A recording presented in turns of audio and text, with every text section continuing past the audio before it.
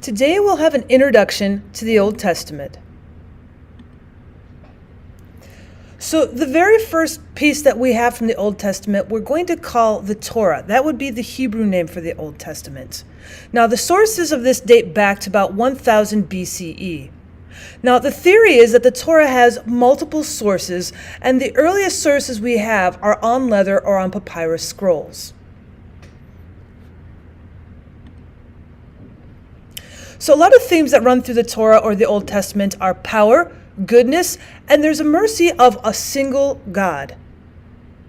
There is a covenant between God and the Hebrew people, and the tendency of humans to stray from the right path seems to be a common occurrence throughout the stories.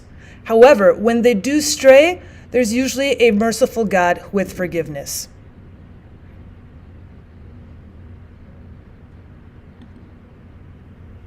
Now, the Hebrew history, according to their Torah, there's a monotheistic people of the Middle East where we begin.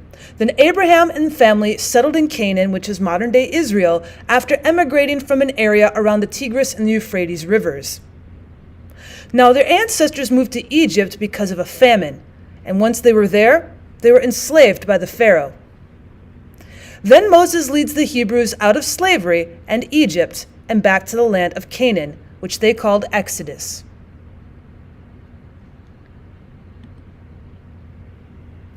Once they establish themselves as a new country, they have a monarchy that is established with a line of kings.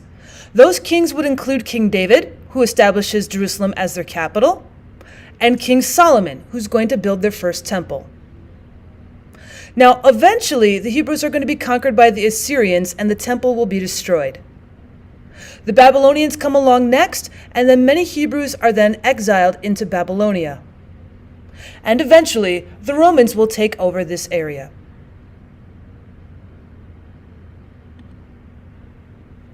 Now, translations of the Old Testament or the Torah during 400 ADE, St. Jerome is going to translate the Bible into Latin, and it's going to be called the Vulgate. Now, in 14th century ADE, a priest by the name of John Wycliffe translated the entire Bible into English for the first time. Because he did this, he was charged with heresy, and he was condemned by the church government in Rome. Next, William Tyndale made his English translation while in Germany to escape that similar punishment, but he was caught and sentenced to death at the stake. So, of course, it would take somebody with power like King James in the 17th century that would commission a translation of the Bible into English, and it's often considered the most literary of all English translations. You're going to find a lot of allusions to the Bible just about any piece of literature, art, music, movies. You find it everywhere. Well, this was your introduction into the Old Testament. Thanks so much for stopping by my channel. If you like what you see, if you'd like to hear some more, please leave comments down in the comments section about what more you'd like to learn. And as always, I hope you subscribe.